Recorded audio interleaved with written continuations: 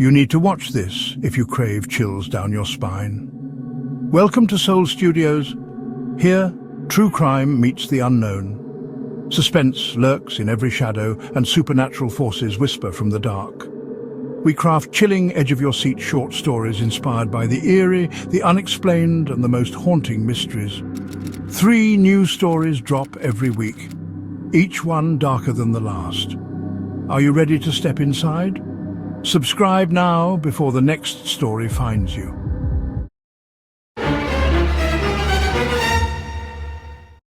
When a young man discovers a forgotten retro game console in a dusty thrift shop, he unknowingly unleashes a cursed cheat code that opens a gateway to a living nightmare. What begins as a nostalgic trip down memory lane quickly descends into a grotesque battle against a supernatural force that twists reality, invades his home, and hunts his soul.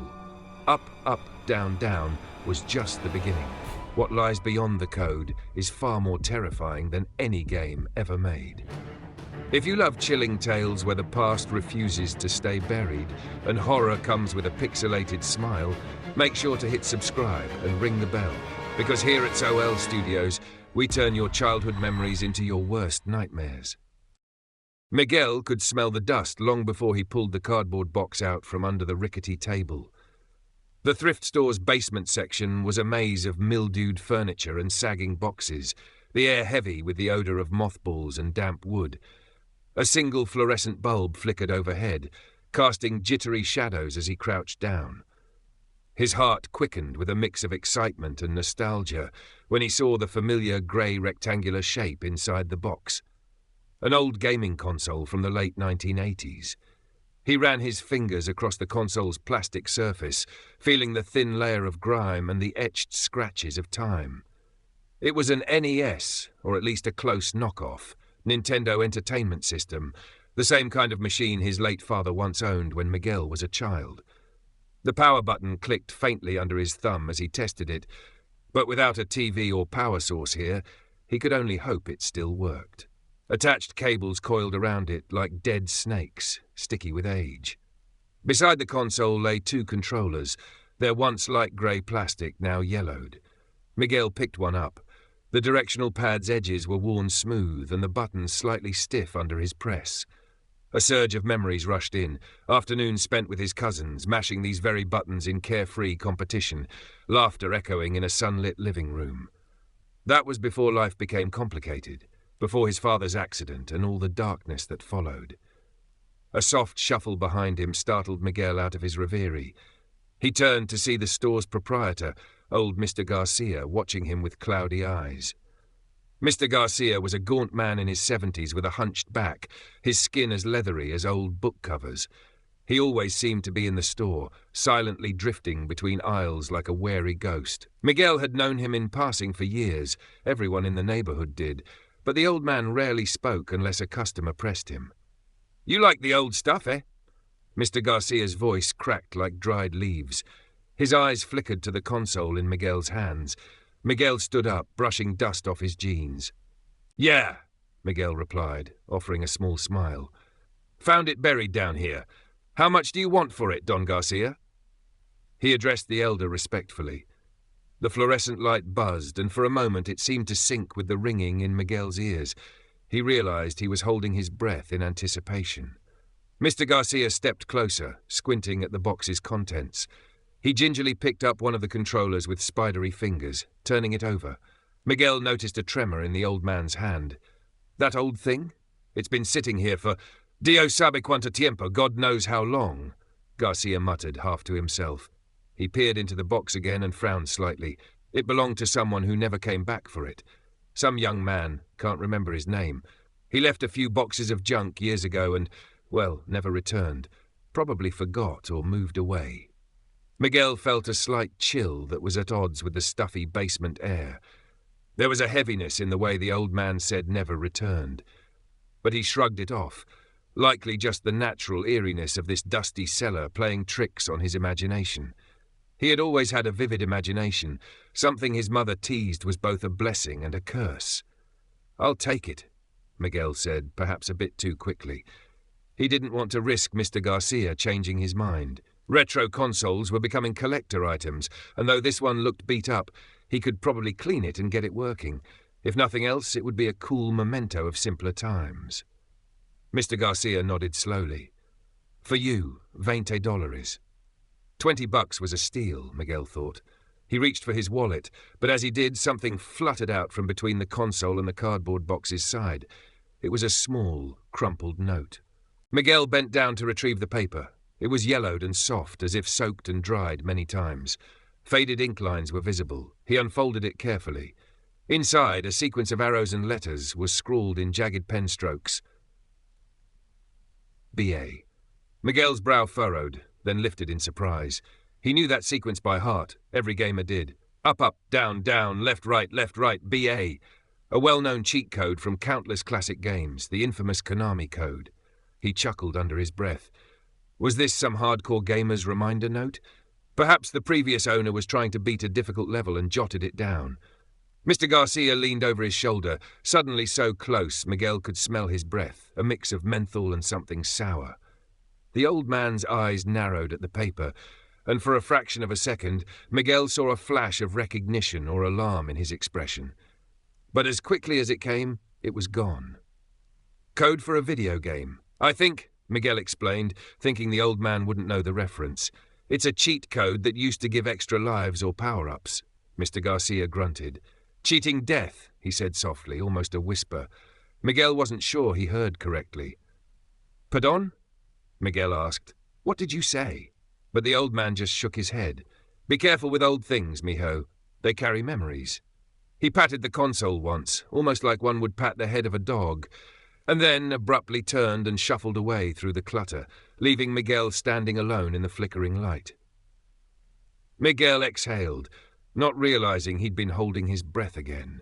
He tucked the note into his pocket, paid for the console at the upstairs register, and carefully packed the box into his beat-up Honda Civic. The sun was setting outside, staining the sky with deep orange and purple. The colours reminded him of the vibrant 8-bit sunsets in some of the old games, beautiful, but made of simple, harsh pixels. As he drove home through the twilight, Miguel felt a peculiar mix of joy and unease swirling in his stomach. He tried to shake it off.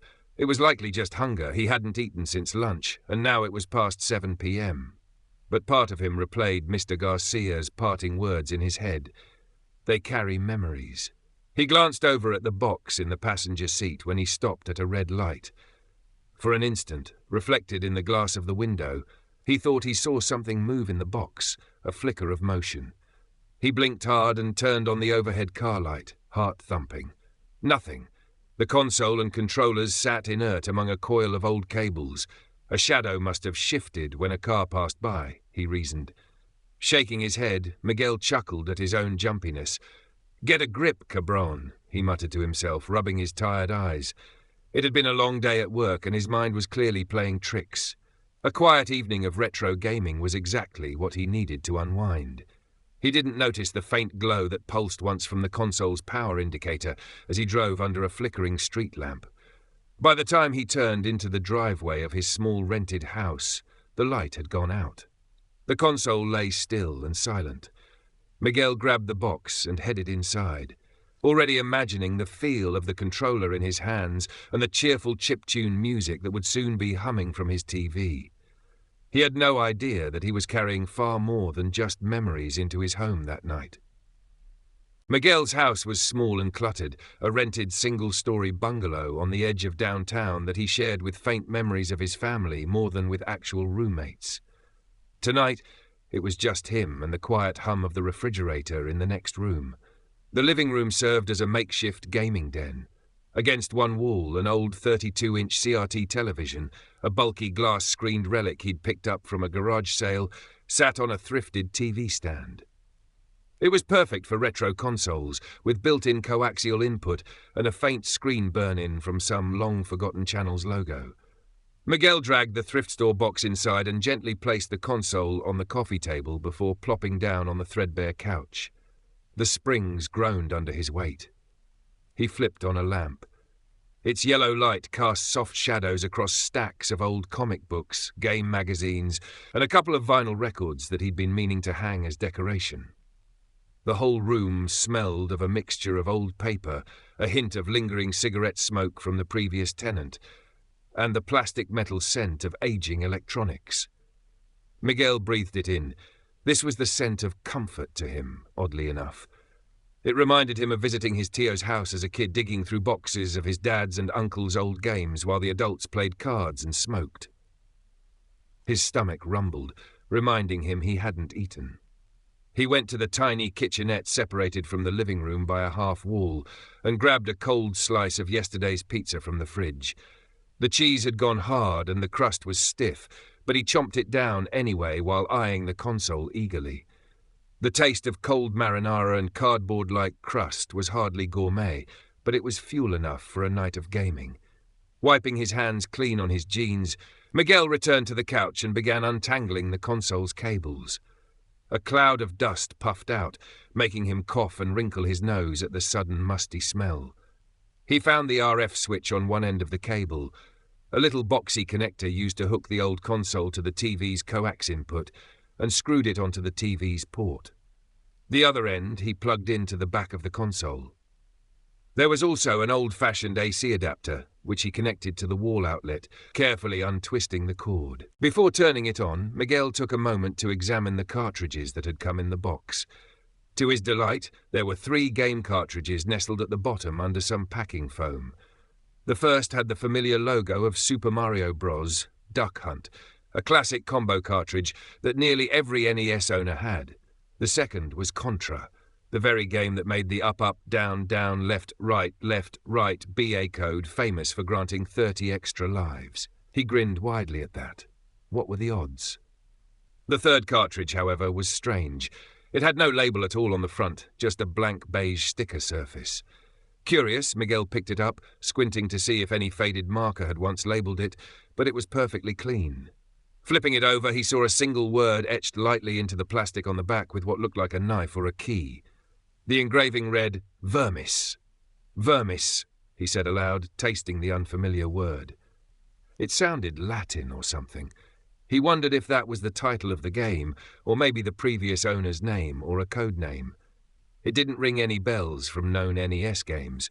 Shrugging, he decided to start with the known quantity, Contra. At least he'd be able to tell if the console was working properly with a familiar game. Miguel pushed Contra into the console's slot and pressed it down with a satisfying click. He flicked the power switch on. For a second, nothing happened on the screen, just black. He held his breath. Then, a wash of grey static erupted on the TV, along with that nostalgic, fuzzy white noise sound. The TV's channel was likely not set correctly. He toggled the channel dial. The TV only had options for channel 3 or 4 for input, and adjusted the antenna switch. Suddenly, the static gave way to a garbled mess of pixelated graphics and a warbling electronic tone. He recognized the scrambled startup screen. The game wasn't making a good connection. It was a common issue with old cartridges. The pins might be dirty. Miguel ejected the Contra cartridge and, with a ritual practiced by millions of gamers, brought it to his lips and blew hard on the contacts. Dust flew out in a small burst. He wiped the bottom of the cartridge on his shirt and then slotted it back in, shimmying it slightly for good contact. Another flip of the power switch and the TV screen blinked to life with the bold title Contra emblazoned across it in flaming letters. Triumphant 8-bit music blared from the television's tiny speakers, tinny but beautiful. "Heh! There we go," Miguel said to himself, smiling. The Konami logo flashed and the start screen appeared, showing 2 pixelated commandos and an ominous alien lair in the background. This music was childhood distilled into sound, energetic and adventurous. He grabbed the controller and settled in. The couch's cushions enveloped him as he pressed start and began the first level. The jungle stage loaded and he guided the little soldier forward, jumping over some pits and firing away at oncoming enemy soldiers. His muscle memory wasn't what it used to be, and he died sooner than he expected, mistiming a jump straight into a stray bullet. Miguel laughed at himself. Man, I'm rusty. As he navigated through the level again, the phone on the cushion next to him buzzed. Without pausing, since older games like this had no pause unless you hit the start button manually, he glanced over. A text from Kevin popped up. "Dude, you get that old NES working?" Miguel reached for the phone and with one hand awkwardly pressed pause on the controller. The game froze mid-jump with a tiny flicker on the screen. He texted back, "Yep, playing Contra right now. It's awesome." A moment later, Kevin replied, "Lucky bastard, I'm stuck closing at work. Save some alien butt for me. And don't forget to do the cheat code for 30 lives." Miguel smirked. Trust Kevin to know exactly what he was up to and how to get a leg up. "For sure," he typed. "I'm going to need it. I suck now, lol." Setting the phone aside, he unpaused and immediately lost his remaining life to an enemy he had left on screen. The game over jingle played, mockingly cheerful. Miguel stretched his arms and cracked his knuckles. Maybe his friend was right. Cheating a little might actually make this more fun for a casual night. He hit the reset button on the console, bringing the title screen back up. This time, before pressing start, he input the famous sequence on the controller's D-pad and buttons. Up, up, down, down, left, right, B, A. His thumb moved with confidence through each press. It had been years, but some things you never forget. On the screen, nothing visibly changed. However, Miguel knew that behind the scenes he had just unlocked a stockpile of 30 lives. He pressed start to begin anew, feeling a small thrill of victory at having a huge buffer of chances. The jungle stage music kicked in again. This time, Miguel played with more reckless abandon, taking hits and dying a few times, but progressing much further thanks to the extra lives. He was having a blast. The simple run-and-gun action was oddly therapeutic after the stress of his day. The controller felt warm and familiar in his hands, and he relaxed back into the couch, letting the day's worries melt away. As he reached the dramatic boss fight of the first area, a giant wall with a sensor and gun turrets, Miguel noticed something odd. A thin, dark line scrolled down the screen, nearly imperceptible against the game's background. It looked like a graphical glitch, maybe from the old cartridge. He frowned, hoping the game wasn't about to crash just when he was doing well. The line flickered and then disappeared as the boss exploded in a shower of pixels. Miguel shrugged it off and continued to the next stage. The second stage was an interior base. His commando character moved through a corridor. The familiar enemies popped out from doors. Miguel was engrossed, but as he cleared the level, he thought he saw that dark line again. Or was it a shape? It flashed at the corner of the screen, and for a split second he thought it resembled a human silhouette, almost like a person standing in the pixels watching him. But it was gone so fast, he wasn't sure it wasn't just his imagination or a sprite artifact. Probably just the cartridge acting up, he told himself. These old things could be glitchy. Perhaps tomorrow he'd open it up and clean it more thoroughly, or try the mysterious Vermis cartridge to see if it had the same issue. Miguel continued playing, now well into the third stage of the game. His phone buzzed a couple more times with messages, likely Kevin sending memes or envy, but Miguel ignored it, too absorbed in the flow of the game and the rhythmic tapping of the controller. The sound effects and music danced in his ears. The hours slipped by. Miguel only realized how late it was when his on-screen character finally ran out of all those 30 lives during an especially chaotic alien onslaught in the final levels. The game over screen splashed again, and he saw that it was nearly midnight by the clock on the wall. He yawned, feeling the ache in his thumbs and the weight of the day's fatigue catching up to him. Rubbing his eyes, he decided it was a good point to stop for tonight. He turned off the console, the TV reverting to static with a soft hiss. For a moment as he stood up, he thought the static on the screen seemed to linger, like a ghost image that refused to fade. In the grey and black dance of noise, he almost saw a face. Miguel blinked, and it was gone, replaced by the benign blue glow of an empty AV channel. Definitely time for bed, he muttered, chalking it up to tired eyes and an overactive imagination. It wouldn't be the first time he'd seen something weird during a marathon gaming session. The mind and eyes played tricks after too much stimulation. He turned off the TV and the lamp, plunging the room into darkness. The only light now was the faint orange glow of the street lamp seeping through the curtains and the tiny red LED on the console's power strip, which remained on. In the quiet, his ears rang slightly from the sudden absence of sound. Miguel picked up the cartridges he had left on the table. He hesitated a moment, then slid the blank Vermis cartridge into the console, though he didn't power it on. He was simply curious how it fit. It went in smoothly. He left it there, snug in the console's jaws, intending to give it a try the next time he played. As he trudged to his bedroom, passing framed photos of family on the hallway wall, Miguel felt content. It had been a good night, just him reclaiming a piece of his past. The earlier weird little glitches were nothing to worry about, he assured himself. Probably just dust or age. Behind him in the living room, the television was off and the console dormant. But had Miguel stayed a moment longer, he might have noticed a faint shift in the darkness of the screen, a single pixel flickering from black to deep red and back to black again, like a tiny watching eye closing. That night, sleep did not come easily to Miguel. He tossed and turned on his lumpy mattress, the glow of the streetlight sneaking in through a gap in his curtains and stretching thin shadows across his walls. His mind kept drifting back to the faint glitches he'd seen in Contra, the dark line, the silhouette, the face in the static. Every time he closed his eyes, he saw them again behind his eyelids, each blink a flash of something that didn't belong. When he did finally doze off in the early hours, his dreams were restless and disturbed. He dreamed he was a child again, sitting on the living room floor in his old house while his father and uncle played their NES on the couch. In the dream, the TV screen was showing Contra, just like tonight. His father was laughing, patting Miguel's head as the characters ran through the jungle. But then the scene on the TV warped. The pixelated soldiers fell to their knees and began bleeding, a shocking river of red given the game's limited color palette.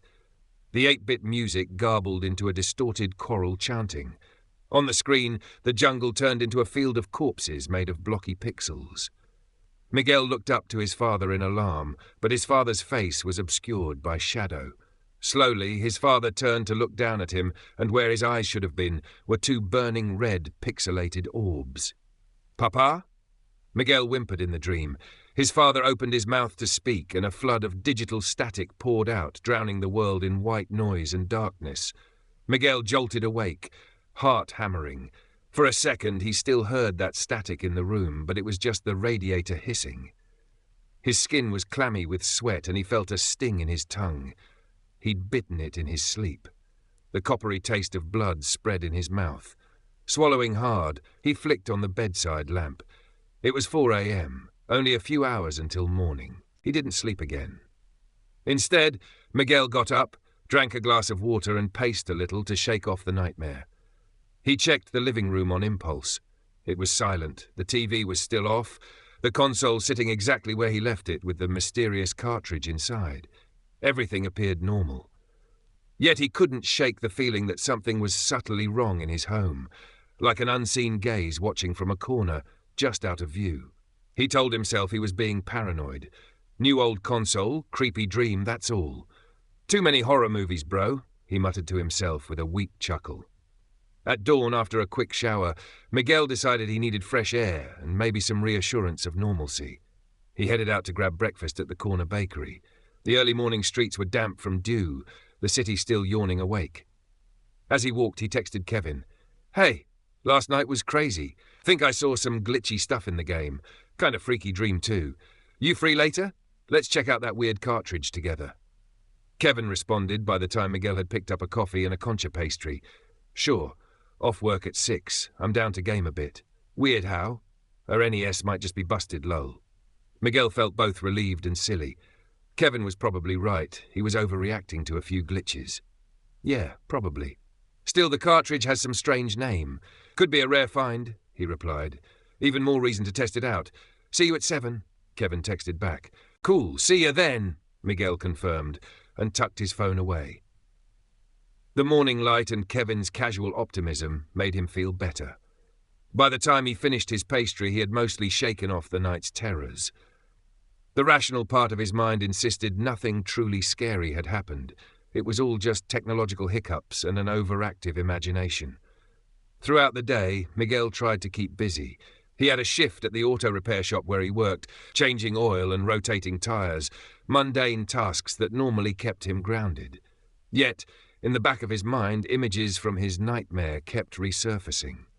He found himself repeatedly humming the Contra stage music under his breath, as if trying to override those unsettling memories with something familiar. Once, while he was bent under the hood of a car, he thought he heard the faint 8-bit tune of the Contra theme. He stood up, banging his head on the hood. "Oh, shit!" He cursed, rubbing the sore spot. The music was gone, just a figment of his imagination. Or maybe it had been his phone. He checked, but there were no notifications or media playing. He even checked if any silly coworker had set a retro ringtone to prank him, but no one was around. Another chill ran down his spine. Miguel forced himself to laugh it off. "I really am losing it," he mumbled. A coworker gave him a strange look, and he just shook his head, returning to work. Finally, evening came. The sky was a dull grey, clouds clustering as if for a meeting. Miguel got home and tidied up the living room a bit, pushing aside the magazines and clearing empty soda cans from the coffee table. The NES console sat there like a patient relic. He gingerly removed the Vermis cartridge from its slot to examine it again in better light. The word Vermis carved on the back was unmistakable now. Did it mean something? It bugged him enough that he grabbed his laptop and did a quick search for Vermis Game and Vermis NES. Most results were irrelevant. Latin translations, a genus of moths, a medical term related to the brain, the cerebella vermis, whatever that was. Nothing about a game. He tried just Vermis Latin and found it indeed meant worm. That didn't make much sense to him. Worm? Like an earthworm? Or maybe worm as in computer worm. But this thing predated those by decades, presumably. There was one result that caught his eye. An old forum post on a retro gaming board where someone mentioned stumbling on an unlabeled NES game with only the word Vermis etched on it. Heart pounding a little, Miguel clicked it, but the page only displayed a 404 error. The post had been removed, or the site was down. He chewed his lip, unsettled. The coincidence was too strong to ignore. Someone else had encountered this. Before he could dig further, a knock at the door made him jump. Kevin had arrived. Miguel let his friend in, and they exchanged their usual one-armed hug greeting.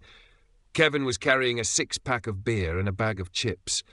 "Figured if we're doing a retro game night, might as well do it right," Kevin said with a grin, but his eyes quickly moved to the NES on the table. "There it is! Man, I haven't seen one of these in years." Kevin was a couple of years older than Miguel, mid-20s, with a stocky build and an easy smile. He wasn't as much of a retro game buff as Miguel, but he enjoyed anything tech or game-related. They had been friends since high school, bonding over soccer and later video games. Miguel took a beer Kevin offered and popped it open. "Thanks. You sure you want to play?" "I mean, this thing was acting a little weird last night. Could be broken or something." Kevin flopped onto the couch, already opening the bag of chips. "Weird how?"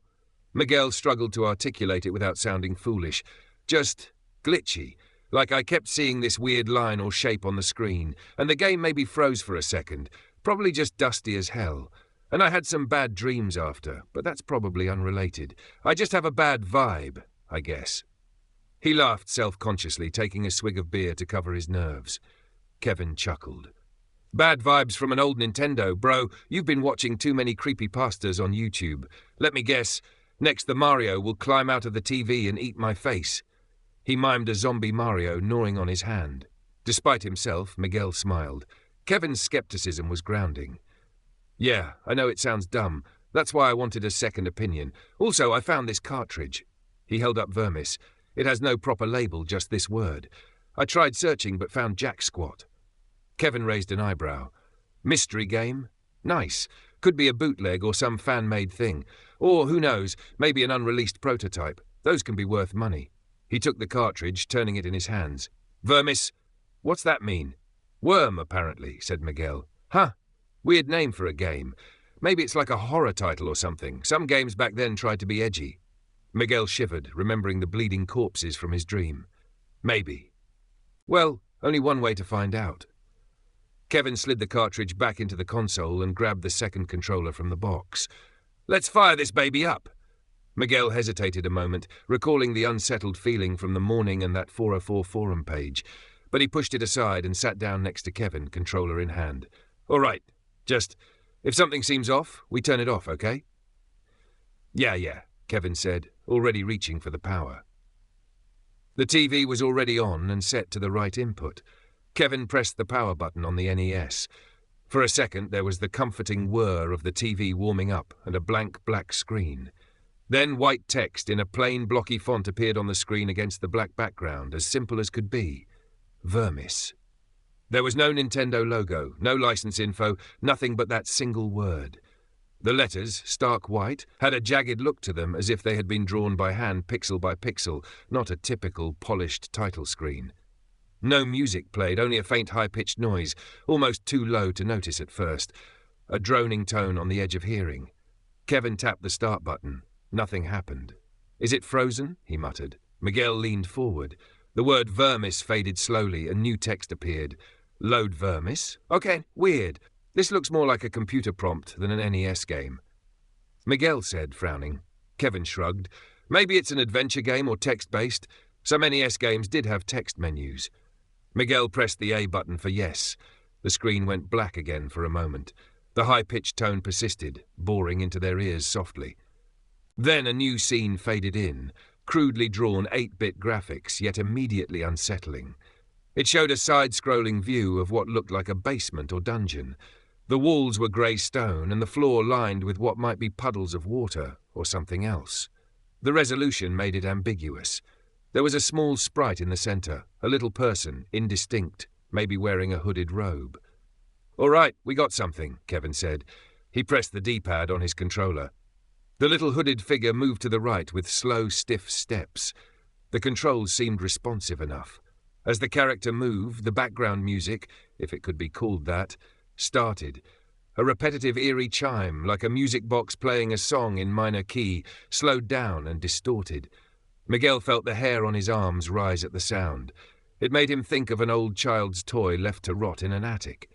The screen scrolled as Kevin moved the character.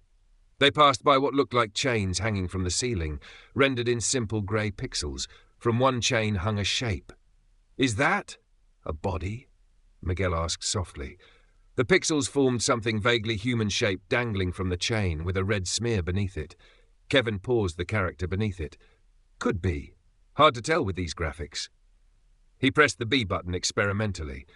The little robed sprite reached upward and the dangling shape gave a jerk, starting to sway. Suddenly the screen flashed bright red and a text box appeared, covering the scene with black text on red. "The offering is not yet enough." Both men jerked back instinctively. The chime music stopped, replaced by a low static crackle. "What the hell is this?" Kevin muttered. "This is seriously messed up for an old game." Miguel's mouth had gone dry. There was an edge to the air now, a sense of wrongness that he couldn't shake. Maybe it's some fan-made horror game. People make those weird mods, but on a cartridge? Kevin moved the character further right. The static faded and the music resumed. The character came upon another hanging shape and another. More chains. On the third one, when Kevin pressed B, the text flashed again. "The offering is not yet enough." Each time the phrase appeared, that high-pitched tone under the music spiked like a tinnitus ring. Miguel felt a nauseating twist in his gut.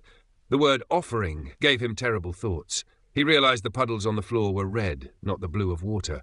They were walking in blood. He could almost smell it now, an iron tang that made him want to gag. Was that real, or was his mind playing tricks? Kevin went to the fourth hanging shape. This time, before he could press a button, the screen flickered. The sprite froze. The music droned on one extended note. Then the game's graphics seemed to glitch, the dungeon walls warping into a jumbled mess of characters and symbols. An 8-bit scream, crackling and shrill, emitted from the TV speaker, loud enough to make Kevin drop the controller and cover his ears. Miguel's heart leapt into his throat. "Turn it off! Turn it off!" he yelled above the noise. Kevin fumbled for the power switch and flicked it off. The screen went black, the sound cut out, plunging them into a sudden, ringing silence. Both of them were breathing hard. Kevin let out a nervous laugh. "Jesus, that scared the crap out of me. Probably just a glitch or a corrupted cartridge." He tried to sound casual, but Miguel could hear the shakiness in his voice. Miguel stood and paced, trying to steady himself. His hands were trembling. That scream, it had sounded so real, so human, even through the primitive sound chip. And that smell, he was sure he'd smelled blood when the game glitched out. He glanced toward the kitchen, half expecting to see a spilled bottle of ketchup or something that could explain it, but there was nothing. "You smelled that?" Miguel said quietly. "Smelled what?" Kevin was rubbing his ears. "That awful sound nearly blew my eardrums." "Blood," Miguel whispered. I smelled blood." Kevin gave him an odd look. "I didn't smell anything, man. Maybe it was the power supply overheating, some burn smell, or your imagination. You look pale as hell." Miguel sank back down on the couch. "This game, something's off. Did you see those bodies? And the text? Offering? It's like it wanted us to do something." Kevin shook his head. "It's definitely some edgelord's homebrew game. I mean, it's creepy as hell, but it's just graphics and sound, right? The smell? Maybe your nose is bleeding." Miguel wiped his nose, but there was no blood. He noticed, however, that the living room did feel different. The air was colder than before, and the shadows in the corners of the room looked darker somehow. The lamp on the side table flickered ever so slightly. Maybe, he thought, they should stop. Yet a morbid curiosity gnawed at him. The code he found, up, down, left, right, BA, was that meant for this game? He hadn't tried it on Vermis yet. What if the note was a clue, a way to progress? Or what if it was a warning? His eyes drifted to the folded note which he'd left on the coffee table earlier when showing it to Kevin. He picked it up now, smoothing the crumpled paper. The sequence stared back at him in jagged pen marks. "You thinking what I'm thinking?" Kevin asked, noticing. "Maybe try the cheat code here. It could be an Easter egg, or maybe skip whatever offerings part of the game is bugging out." Miguel swallowed. "I don't know if we should." Something inside him screamed that it was a bad idea. The phrase cheating death that Mr. Garcia had muttered came back to him unbidden. Kevin, perhaps to quell his own unease, forced a grin. "Come on, man. It's just a game. If it freaks us out again, we stop. But I gotta see what happens. My curiosity is killing me here. Let's give it one more shot with the code. If it still wigs out, we'll call it quits and play Mario or something to cleanse the palate." After a long moment, Miguel nodded. "All right, one more try, but be ready to pull the plug if it goes nuts again." They powered the console on once more. The screen was black, then the white Vermis text. This time, without waiting for the prompt, Miguel immediately started inputting the cheat code on his controller. Up, down, left, right, B, A. The moment he pressed the last button, the screen flashed to the dungeon scene again, faster than before, as if the game had skipped the menu entirely in response to the code. The robed figure was back on screen, but now it stood before a large stone door carved into the dungeon's wall. The door was drawn with more detail than the rest of the environment, almost out of place in quality. It had strange symbols on it, and at its center, a crest depicting a coiled serpent or worm. Miguel's fingers were cold and numb on the controller, but he guided the sprite forward. The figure pushed the door and it slowly began to open. The music box melody resumed, each note dripping with tension. Pixel by pixel, the door creaked open, revealing darkness beyond. A text prompt appeared without warning, white letters on black at the bottom of the screen like dialogue. "Do you wish to enter?" There were no choices presented, just that question lingering. Kevin, leaning forward, said quietly, "Yes, let's see what's behind the door." He pressed the A button. The screen went fully dark. The music stopped. In the silence, Miguel and Kevin looked at each other, unsure if the game had crashed or if this was part of the experience. Suddenly, a face appeared on the screen, so abrupt that both men jumped. It was rendered in crude pixel art, yet it was unmistakably grotesque. A gaunt chalk-white visage with empty black eyes and a grin too wide, stretching ear to ear. It looked like a monster wearing the skin of a man. The face filled the screen, and then its mouth opened. From the TV came a sound, not loud like the scream before, but soft. A wet gurgling mixed with a low growl, as if something were drowning in its own blood while trying to speak. Miguel's throat clenched in terror. It was hard to breathe. That smell hit him again, rot and decay, flooding the room as if a window to a charnel house had opened. Kevin slammed the power button off again. But the face remained on the screen, flickering slightly. Its mouth continued to open and close, that ghastly choking growl slithering into their ears. "It's still on! Why is it still on?" Kevin shouted. He yanked the power cord from the console out of the wall.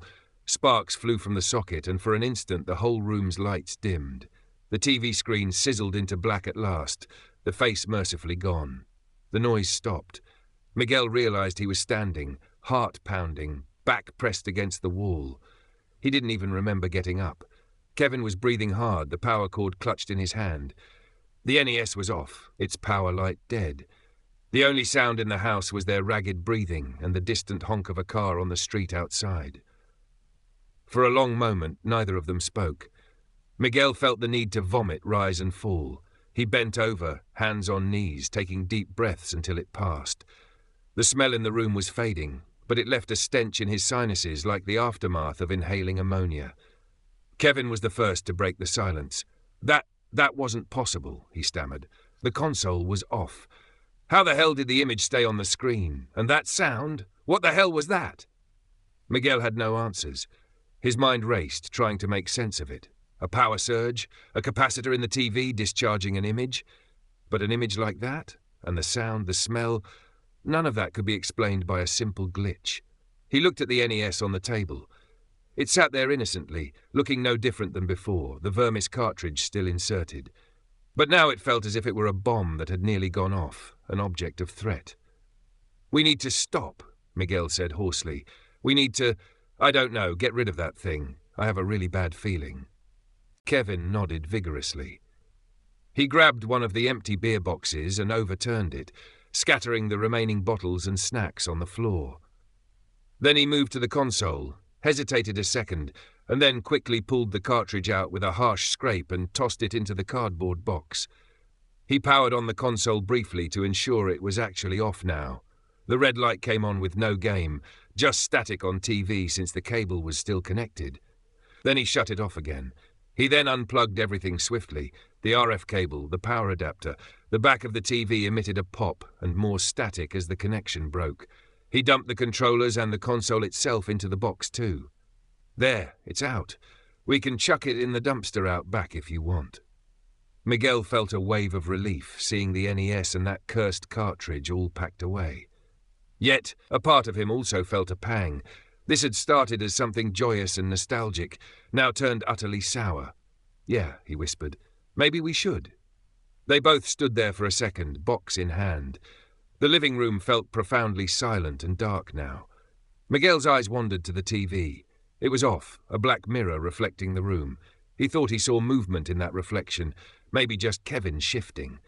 But it almost looked like a third shape standing behind them. He tore his gaze away. "Let's do it." They headed for the back door that led to the small yard and alley where the garbage cans were. Kevin carried the box, and Miguel followed, carrying a flashlight. The overhead light in the laundry nook by the back door was out. Had it always been out? He wasn't sure, but the timing made him uneasy. The knob was ice cold as Miguel unlocked the deadbolt and opened the door to the night air. The backyard was cloaked in darkness, the meagre light from the neighbours' windows barely illuminating the weeds and patchy grass. The alley beyond had one weak street lamp, casting long shadows from the trash bins. Miguel shivered. The temperature had dropped. He pulled his hoodie tighter and stepped aside for Kevin to carry the box through. Gravel crunched under their feet as they approached the metal dumpster that sat half open, its maw full of black trash bags. Kevin hoisted the box up, ready to throw it in. "Sayonara, you piece of—" A loud crash cut him off, a clang of metal on metal echoing down the alley. Both men jumped. Miguel swung the flashlight toward the source of the noise. One of the metal trash cans near the fence had toppled over, its lid rolling in a slow circle. A stray cat? Wind? Miguel's heart thudded painfully in his chest. The beam of the flashlight trembled in his hand, scanning the fence line and the space behind the bins. Something skittered behind the dumpster, out of sight. There was a wet scraping sound, like something being dragged along the concrete. "Who's there?" Kevin barked, his voice cracking slightly. He lowered the box gently to the ground, freeing his hands. Miguel took a step forward and angled the flashlight down behind the dumpster. The beam illuminated the spilled trash can contents, rotten food, a few crushed cans, and something else. A trail of slick, reddish slime leading away from the mess, as if a giant snail had oozed through. His mind flashed to the word worm and the image of something crawling. Suddenly, The flashlight flickered, and for a split second, as it strobed, Miguel thought he saw a shape at the far end of the alley, a tall, thin outline just beyond the reach of the street lamp, watching them. It was the same height as a person, but oddly contorted, the head tilted at an unnatural angle. And in that blink of a moment when the light was out, he heard a whisper. It clearly came from the darkness ahead, a raspy, intimate whisper that slipped right into his ear. Miguel. Miguel yelped and nearly dropped the flashlight. He stumbled back into Kevin. "Did you hear that?" he hissed. "Hear what? I didn't hear anything." Kevin's eyes were wide, darting around. The alley was quiet now, the only sound the distant rush of a car on the main road and their own breathing. The flashlight held steady again, revealing nothing at the alley's end but shadows. "I heard my name," Miguel whispered. "Someone whispered my name." Kevin swore under his breath. "Let's just toss this and get inside." Probably some crackhead messing with us. But he didn't sound convinced. He picked up the box again and, with a grunt, heaved it over the lip of the dumpster. It landed inside with a dull thud. Miguel felt both relief and a spike of anxiety. If the console was the source of whatever this was, would that be enough to end it? They backed away from the dumpster, Kevin keeping an eye on the alley and Miguel swinging the flashlight in nervous arcs. The slime trail glistened in the light. It led toward where Miguel thought he saw the figure. Now he wasn't sure if he really saw it or if it was an illusion from the flicker. They retreated into the yard and quickly slipped back inside the house, bolting the door. Kevin peered out the window blinds while Miguel stood catching his breath. "Did you see anyone?" Miguel asked softly. "No," Kevin said, "but it's too dark. Maybe it was nothing." Miguel was starting to doubt his own senses. Everything had happened so fast, the game, the face, the whisper. He was exhausted and frightened. Maybe Kevin was right. Maybe his mind was conjuring threats out of shadows. After all, Kevin hadn't heard the whisper or smelled the blood. Was it just him? But that face on the screen, Kevin saw that too. And the game's twisted imagery. Kevin left the window and put a hand on Miguel's shoulder. "You okay, man? You look like you're about to pass out." Miguel managed a weak nod. "I don't know. I feel weird." "Let's sit down." Kevin guided him back to the living room. It felt emptier without the console, and an eerie quiet hung in the air. Miguel's eyes kept flicking to the blank TV screen, half expecting that ghastly face to reappear. Kevin opened another beer with shaking hands and offered it to Miguel. Miguel took a sip, hoping it would calm his nerves. It tasted stale and bitter, but the cold was grounding. "Maybe we should crash at my place tonight," Kevin offered quietly. "Just in case. You can come over, we'll play some PlayStation, normal stuff. Try to forget this." Miguel considered it. Leaving sounded great. This house suddenly felt oppressive. But it was late, and he didn't exactly want to step outside again, and a stubborn part of him felt like whatever this was, it might not be so easy to escape. He opened his mouth to reply when a new sound made them both freeze. It was a thump from the roof, as if something heavy had landed there. A scrape followed, like claws on the shingles. Both men stared up at the ceiling. Before either could speak, another thump came, and a series of soft, irregular scratches, moving, crawling above. Their blood ran cold. To their horror, a second later, a loud bang resounded from the front door, rattling it in its frame. It was as if someone outside had slammed against it. Again and again, the door shook with violent force. The doorbell rang, an aggressive buzz slicing through the silence. The frozen moment shattered. Kevin shot to his feet, eyes wide. "Someone's at the door." Another tremendous bang cut him off. The door creaked, the wood starting to splinter. "I'm calling the cops!" Kevin shouted, voice shaking as he backed away from the entryway. Suddenly the banging stopped. There was a brief pause, then a single gentle knock. Tap, tap, tap. This sudden shift from furious assault to eerie politeness was heart-stopping. Miguel and Kevin exchanged a terrified glance. Miguel's mind screamed at him that whatever was at that door was not human. A muffled voice seeped through the wood, a slow, distorted croon that made Miguel's skin crawl. "Do you wish to enter?" Miguel recognized the words from the game. He clamped a hand over his mouth, heart hammering so loud he was sure it could be heard outside. Kevin looked like he might be sick. In a sudden burst of resolve, he grabbed Miguel's arm. "We're getting out of here. Back door now." He practically dragged Miguel toward the kitchen, where the back door was. As they stumbled down the hall, the living room exploded with sound. The TV had turned itself on again, the screen flickering to life with harsh light. That familiar dungeon scene appeared amidst the static, but now the pixelated view was of a hallway that looked eerily like Miguel's own, with two tiny figures cowering behind what looked like a couch. The resemblance was unmistakable. The figures were them. A chittering electronic laughter burst from the TV speakers, warping and echoing down the hall. The house lights flickered in tandem, plunging everything into a crazed strobe effect. The laughter rose, a cacophony of 8-bit mirth at the human's expense. Miguel stumbled, nearly falling as Kevin hauled him onward. Fear closed around him like icy water. They reached the back door and yanked at the lock. The deadbolt was stuck, or Miguel's trembling fingers couldn't turn it properly. The laughter from the TV was swelling behind them, and over it they could hear a new sound. The front door they'd left behind in the living room was opening with a drawn-out creak. At last, the lock gave. Kevin flung the door open, and they rushed out into the night once more, nearly tumbling off the back stoop in their haste. For a breath of a second, Miguel thought maybe they'd made it, that they could sprint through the yard and escape to the street. But at the edge of the yard, in the weak pool of light from the neighbour's lamp, stood a tall silhouette. It was waiting for them, silent and still. Miguel recognized it, even though his mind rebelled. Impossibly tall, impossibly thin, limbs that bent like broken twigs. Its eyes glowed faintly with that same animalistic reflection he saw earlier, 2 pinpoints of malevolence. In its hand it held something that dripped. A length of cord, the NES power cable, Miguel realized with a jolt. And impaled on its prongs was something wet and organic, glistening red in the dark, a grotesque mockery of a heart, twitching as if alive. Kevin shouted in shock and shoved Miguel back through the doorway, slamming the door shut again. They heard a wet thud as something hit the other side, the door shuddering violently. Without a word, they turned and ran back into the house, the only thought to put any barrier between them and that thing. As they tore through the hallway, a hideous roar erupted outside. A warbling digital distortion turned bestial and hungry. The front of the house was eerily quiet now. The pounding had ceased, but Miguel hardly felt relief. Their plan to escape out the back had been blocked. Whatever that creature was, it was one step ahead. He and Kevin skidded to a halt in the living room.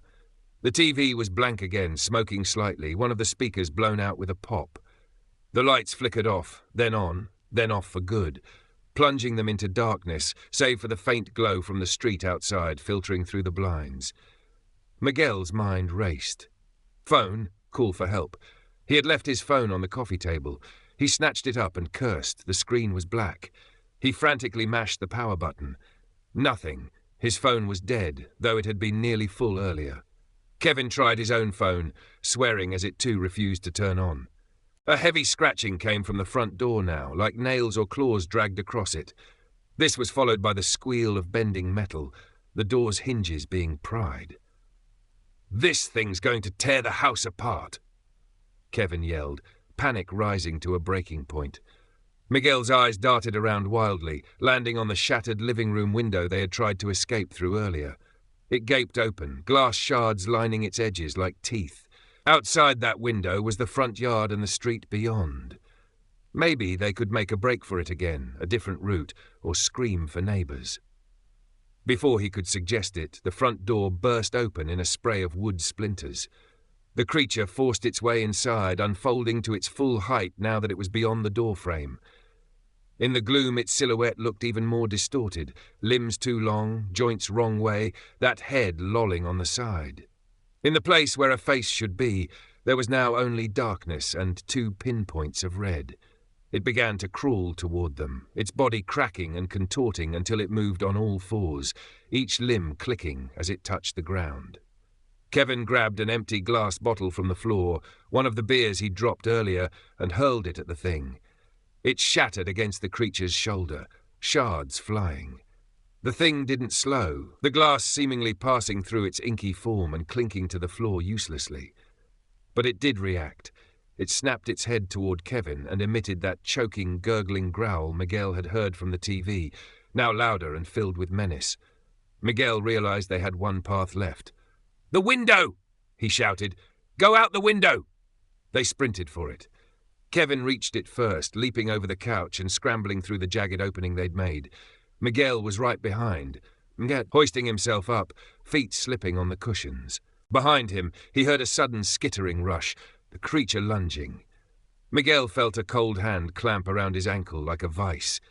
He screamed and kicked wildly. His sneaker connected with something solid, and the grip loosened. Miguel fell onto the grass outside. Kevin grabbed him, and they ran. They didn't look back as they fled down the street, hearts pounding, the night alive with their terror.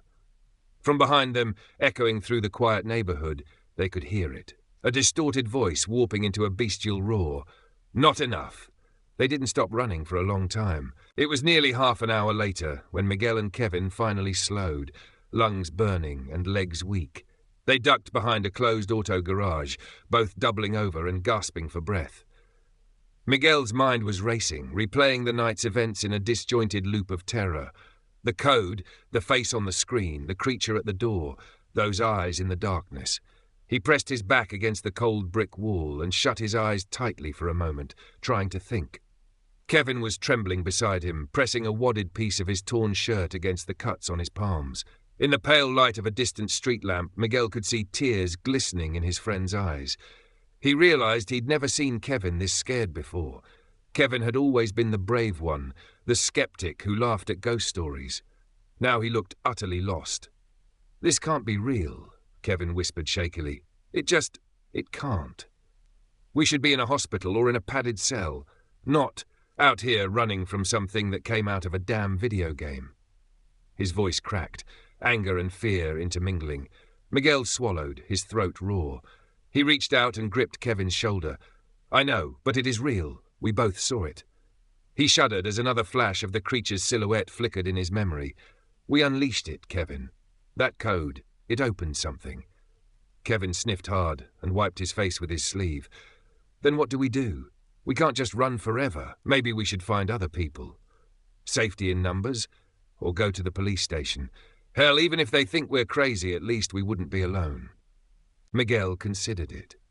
The police could offer temporary refuge, but he doubted bullets or handcuffs would stop that entity. Worse, innocent officers could get slaughtered, and who would believe the story? They might even suspect Miguel and Kevin of causing any havoc. And there was another fear gnawing at him. If the demon or whatever it was wasn't stopped, it might not just disappear. It could hurt others. It already seemed to relish tormenting them specifically, but what if anyone else got in its way? He couldn't bear the thought of bystanders getting killed because of something he set loose. "The police won't know how to handle this," Miguel said quietly. Maybe we need to finish this ourselves."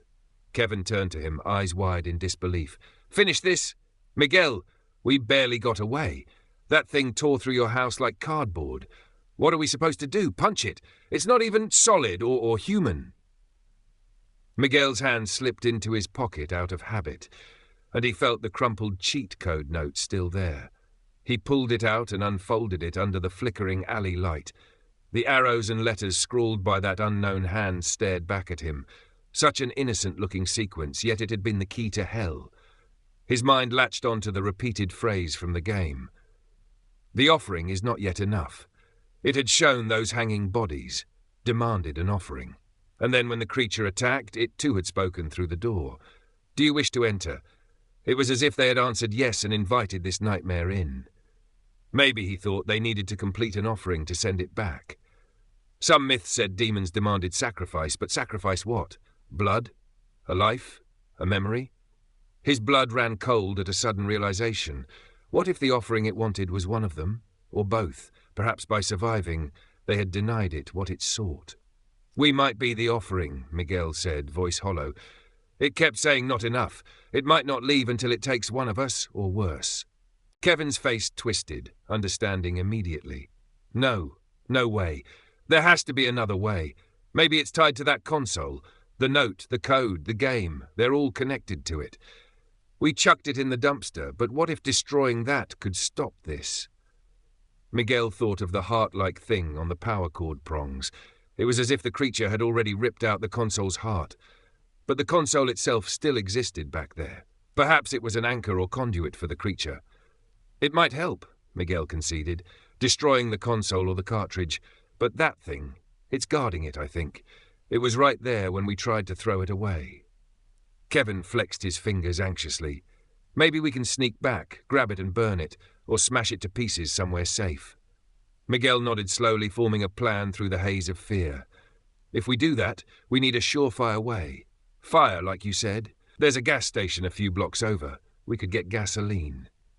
Kevin managed a weak smirk. Arson in the middle of the night while being hunted by a ghost demon from an NES game. Great plan. A distant clatter echoed from the direction they had come. Both of them stiffened. It sounded like a trash can tipping over again, maybe far down the street. Their pursuer was still out there, searching. "Let's move," Miguel urged, tucking the note back in his pocket. They kept to the back roads as much as possible, slipping through alleys and side streets. Each shifting shadow, each gust of wind against a trash bin made their hearts leap. They expected the creature to pounce at any moment. At last, they reached a 24-hour gas station that stood on a deserted corner. The fluorescent lights under the station's awning felt exposing, but also a relief, banishing some of the darkness. A lone attendant was inside the minimart, earphones on, oblivious to the two dishevelled young men who crept around the side by the air pump. Miguel spotted a metal rack of red gasoline canisters for sale near the garage bay. Kevin followed his gaze and nodded. "I'll grab one and fill it. You keep watch," he whispered. Miguel took the flashlight and stood guard, scanning the quiet streets. The city was mostly asleep, and here in the industrial fringe, nobody was around. Still, he felt horribly vulnerable under the bright lights. At any moment, that thing could materialize under a lamppost or crawl out from behind a dumpster. Kevin returned with an empty 2-gallon gas can and hastily began filling it at the pump, glancing over his shoulder repeatedly. The pump beeped as he prepared, and gasoline gushed into the container with a gurgling rush. The sharp chemical smell quickly permeated the air. Miguel's nose wrinkled. At least this smell was normal. Minutes later, with a full can of sloshing gasoline and a cheap plastic lighter swiped from the minimart counter, they slipped back into the night. Circling wide, they approached Miguel's neighborhood again from the opposite side they'd fled. The adrenaline of terror was waning, replaced by the shaky resolve of a plan. They moved carefully, sticking close to fences and bushes. Miguel's house came into view down the block. His front door hung ajar, and in the dim glow of a street lamp he could see utter chaos through it, overturned furniture, shattered wood. Miguel had to push down a swell of emotions at the sight of his ruined living room. There would be time for that later, he hoped. They crept into the alley where the dumpster was. The metal bin stood exactly as they'd left it, lid now closed. Black soot and char marked the edges from the small fire they'd lit earlier. The night was silent, save for their breathing and the distant chirp of crickets. Kevin set the gas can down gently. "All right, let's do this quick," he murmured. Miguel nodded, hand trembling as he flicked on the flashlight and aimed it at the dumpster. Kevin slowly lifted the lid. The hinges gave a soft squeal, and both of them winced. Inside the dumpster, illuminated by the weak beam, the box with the console sat atop a pile of garbage bags. Oil-slick soot coated it, but it was intact. The controllers and cables spilled out of the torn cardboard, slightly singed but recognizably the same cursed equipment. Miguel's heart pounded. It felt like looking into a coffin at a corpse that might suddenly lunge out. "All right," Kevin whispered. He uncapped the gas can. "Step back." Miguel retreated a few paces, eyes never leaving the alley's dark ends. Kevin began dousing the contents of the dumpster in gasoline, his hands shaking so badly that some of the fuel splashed onto the pavement and the legs of the dumpster. The heavy odor intensified, fumes prickling Miguel's nose and throat. As Kevin emptied the last of the gas, a low hiss drifted through the alley. Miguel's head snapped up. "Did you?" A shape detached from the shadows at the far end of the alley. 2 glowing red pinpoints flared to life. It was here. "Oh no," Kevin breathed, backing up to Miguel's side. The empty gas can clunked to the ground, forgotten. The tall figure stepped into the meagre light of the solitary street lamp. It looked worse than before. Its form flickered at the edges, as if it were struggling to remain cohesive. The long limbs were bent, twitching. Dark, tar-like ichor dripped from its clawed fingers. Yet the malice in those smouldering eyes was stronger than ever. Miguel felt his blood turn to ice. The creature opened its mouth, and a garbled snarl rolled out, echoing off the brick walls. It began to move toward them with lurching, jerky strides. "Do it!" Miguel hissed, raising the flashlight in one hand and flicking the lighter with the other. A tiny flame sputtered to life. Kevin was already a step ahead. He snatched a mostly empty bag of trash that had spilled earlier, its paper contents soaked in gas, and tossed it into the dumpster atop the console. Then, with a determined breath, he grabbed the lighter from Miguel's hand. "Get back!" He hurled the lighter toward the gasoline-soaked dumpster and leapt backward, pulling Miguel with him. For a split second, nothing happened as the lighter sailed through the air. Then it hit the edge of the dumpster, and the alley erupted in flame. "Woomph!" The gasoline ignited in an instant, a towering plume of fire shooting up into the night. The dumpster became a furnace, metal sides glowing, the air filling with thick black smoke and the acrid stink of burning plastic and rotting waste. Miguel stumbled back against the alley wall, shielding his face from the intense heat. Within the flames, he could see the outline of the console box crumbling, cables writhing as their insulation melted. The vermis cartridge, he glimpsed it warping and blistering in the inferno. A shriek unlike any before tore from the creature's throat. It was a sound of pure anguish and fury, so loud and piercing that Miguel and Kevin clapped hands over their ears. The creature recoiled from the blast of fire, its silhouette thrashing. In the hellish glow, Miguel saw its flesh, or what passed for flesh, bubble and char. The creature's form flickered wildly, pieces of it seeming to slough off into the darkness. For a moment, he thought it might retreat into the night, but then it turned its burning gaze on them. Even through the distortion of flame, Miguel felt the hatred in those eyes. With a guttural roar, the demon lunged forward, straight through the wall of fire. Its body ignited, flames clinging to its tar-like skin. One flaming arm swung out and backhanded Kevin aside like a toy. Kevin was hurled into the alley wall with a sickening thud and collapsed. Coughing, the wind knocked out of him. Before Miguel could react, the creature's other hand shot out, seizing him by the throat. Searing heat radiated from its grip, and Miguel choked as the thing lifted him off his feet with impossible strength. Its claws, red-hot from the fire, dug into the sides of his neck. He could smell his hair burning, could feel the blistering heat on his skin. He kicked desperately, but the demon held him aloft, dragging him closer. It loomed, a burning spectre. Half its face sloughed away to reveal a skull of flickering embers. It opened its mouth, and Miguel could see fire licking inside its throat as it spoke in that awful, layered voice. Not enough. Miguel's vision swam. Blackness crept in at the edges. In a haze of pain, he realized he was still clutching the metal flashlight. He raised it weakly and, with the last of his strength, slammed it into the side of the creature's head. The flashlight cracked against the skull-like visage, and miraculously, the demon's grip slackened. It dropped Miguel, who crumpled to the ground, gulping air. The creature staggered, one of its eyes bursting in a shower of sparks. Kevin, dazed but alive, saw his chance. He grabbed the heavy metal lid of the dumpster, now lying on the ground, and with a hoarse cry swung it like a giant axe at the demon's back. The lid hit with a gong-like clang, cleaving through the fiery form. The demon screamed. Its body, already weakened by the flames, finally began to crumble. Its midsection collapsed into ash and embers, severing its connection to the lower half still in the fire. The remaining upper torso toppled to the alley floor, thrashing. Miguel scrambled back as the clawed arm flailed near him. The demon's head turned towards the burning dumpster, toward the melting vermis cartridge. It let out a shriek that sounded almost like "no" as its one remaining eye flickered. Seizing the moment, Miguel forced himself up despite the agony in his throat and skin. With trembling hands, he found the mangled remains of the NES console on the ground, half out of the dumpster. Its casing had cracked open, the circuit boards inside charred but visible. There in a melted slot was the vermis cartridge, partially melted but not entirely destroyed. Perhaps that was the anchor of this horror.